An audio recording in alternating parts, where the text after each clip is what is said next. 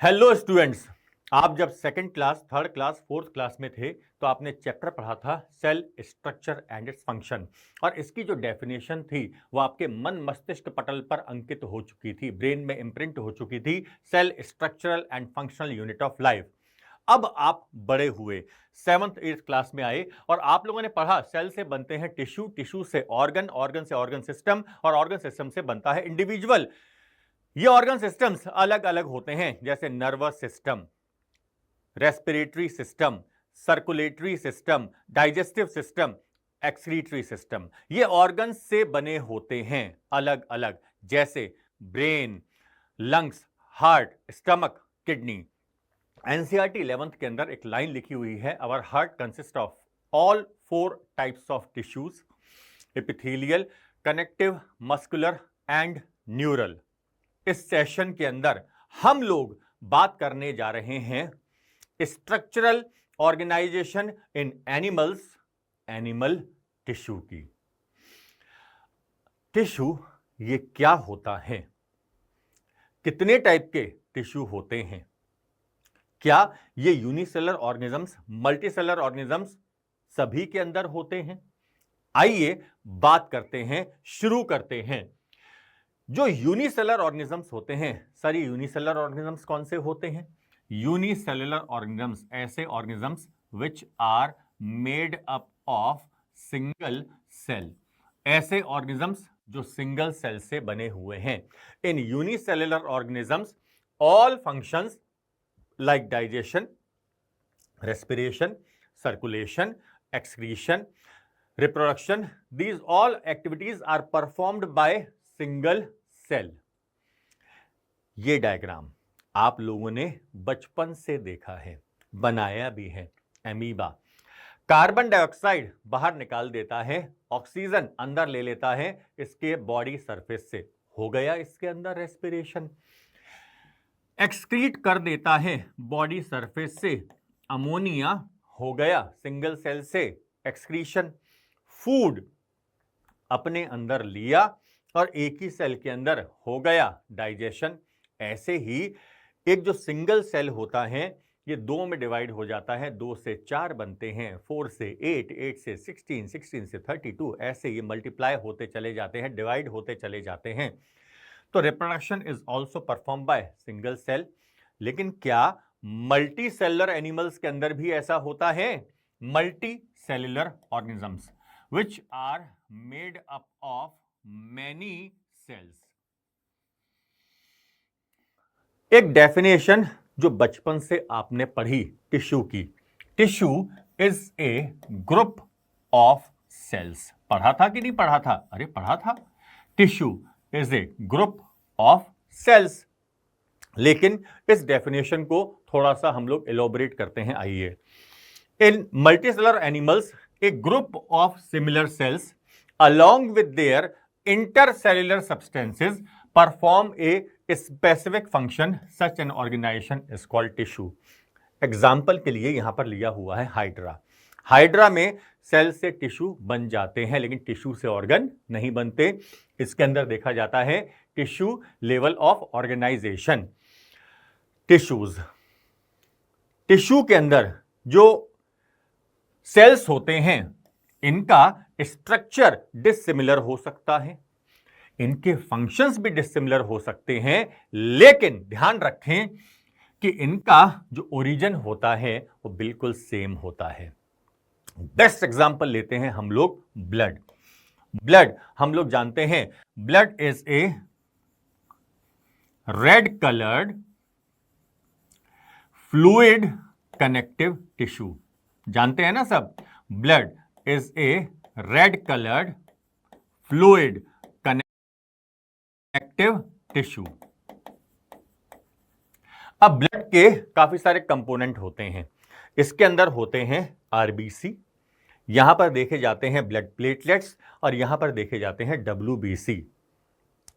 इससे पहले आइए हम लोग बात करते हैं इनके फंक्शंस और स्ट्रक्चर और ओरिजिन से पहले हम लोग बात करते हैं जो टिश्यू होती है इसकी स्टडी को क्या कहा जाता है। Study of tissue is called histology, याद रखिएगा। अब बात करते हैं, आइए हम लोग आरबीसी प्लेटलेट्स, WBC, क्या ये इनके फंक्शंस सेम हैं? जी नहीं। RBC, help in transport of oxygen and carbon dioxide. Platelets helps in blood clotting. WBC, इसका काम क्या है? इन्फेक्शन से और दूसरी डिजीजेस से फाइट करना। स्ट्रक्चर आप लोग देख रहे हैं बिल्कुल अलग अलग होते हैं, लेकिन इन सब का ओरिजिन सेम होता है। All are mesodermal in origin. Sir ये मीजोडर्मल ओरिजिन क्या होता है? During embryonic development 3 primary germ layers are formed. कौन कौन सी प्राइमरी जर्म लेयर्स हैं? Ectoderm, endoderm, mesoderm. Ectoderm, endoderm, mesoderm.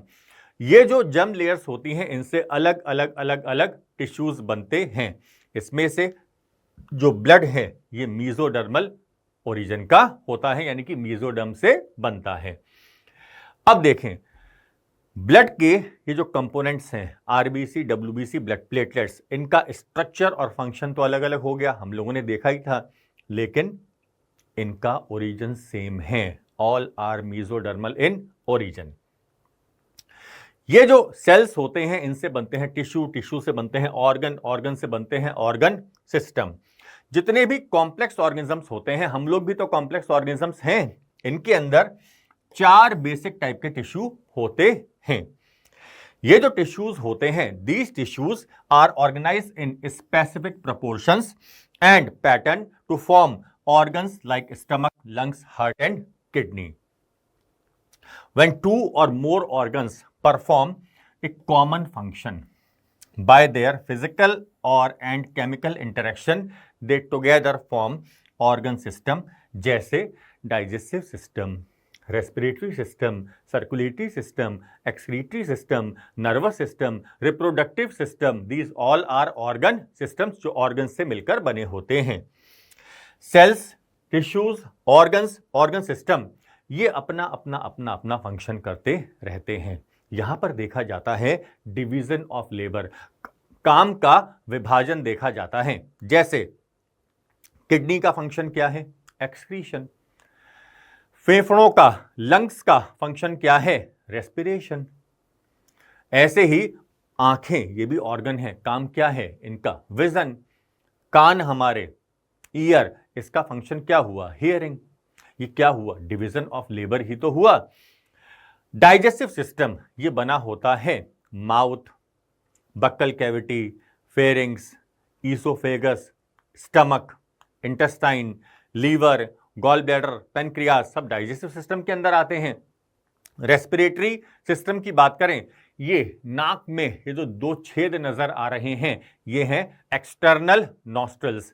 हवा अंदर जाती है नेजल चैम्बर में, फिर नेजोफेरिंग्स में, फिर ओरोफेरिंग्स में। इसके बाद हवा आती है कहां पर? इस स्ट्रक्चर से होते हुए जाती है और ये है voice box, larynx, then trachea, और ये क्या? ये हैं लंग्स। हमारे लंग्स की जो स्ट्रक्चरल और फंक्शनल यूनिट होती है इसे कहा जाता है एल्वियोलाई। ऐसे ही एक और सिस्टम देखते हैं, आइए, एक्सक्रीटरी सिस्टम। क्या क्या होता है इसके अंदर? ये किडनी, यूरेटर्स, यूरिनरी ब्लैडर,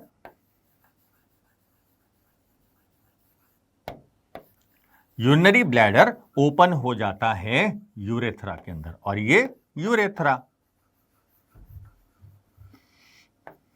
अब किडनी की स्ट्रक्चरल और फंक्शनल यूनिट होती है नेफ्रॉन। नेफ्रॉन जहां पर एक्चुअल में ब्लड का फिल्ट्रेशन होता है और वेस्ट मटेरियल बनता है और यहां से रिमूव किया जाता है हमारे बॉडी से।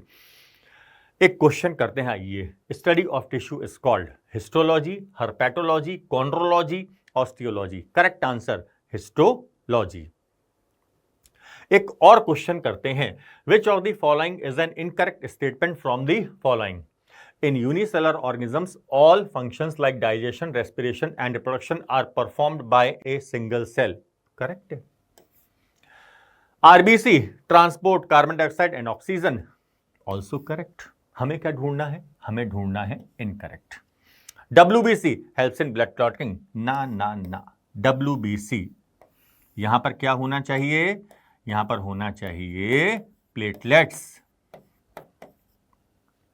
Blood is mesodermal in origin, yes correct. अब इसका इनकरेक्ट स्टेटमेंट क्या हुआ इन चारों में से? 3, ऑप्शन नंबर 3। आइए बात करते हैं on the basis of functions and structure. Tissues जो होते हैं वो 4 टाइप के होते हैं: epithelial tissue, connective tissue, muscular tissue and nervous tissue. सबसे पहले बात करते हैं हम लोग इस क्वेश्चन की। Select the odd one out. Epithelial हाँ टिश्यू है, कनेक्टिव टिश्यू है, न्यूरल टिश्यू है, लिम्फॉइड ना, यही ऑड वन हो गया। एपिथेलियल टिश्यू, आपके घर में कार हो सकती है, मोटरसाइकिल हो सकती है, स्कूटर हो सकता है, यानी कि 4 व्हीलर होगी, 2 व्हीलर होगा, उसको ढक के रखते हैं, कवर करके रखते हैं, प्रोटेक्शन देते हैं।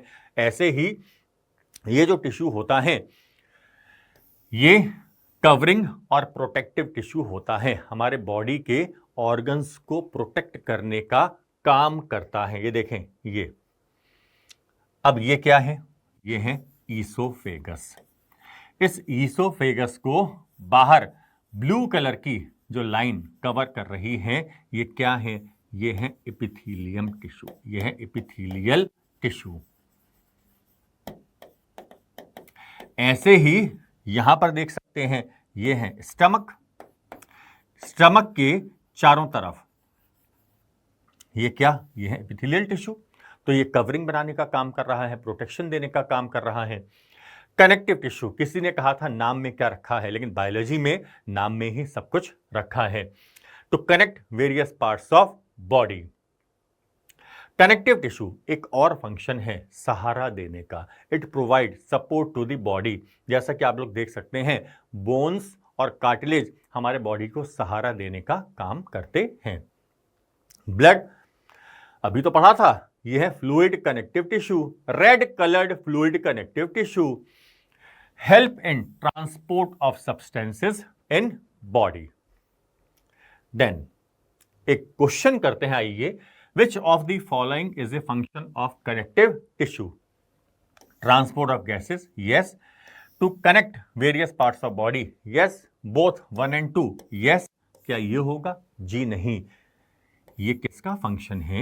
ये है एपिथेलियल टिश्यू का फंक्शन, जिसे और कहा जाता है एपिथेलियम। तो करेक्ट आंसर ऑप्शन नंबर 3।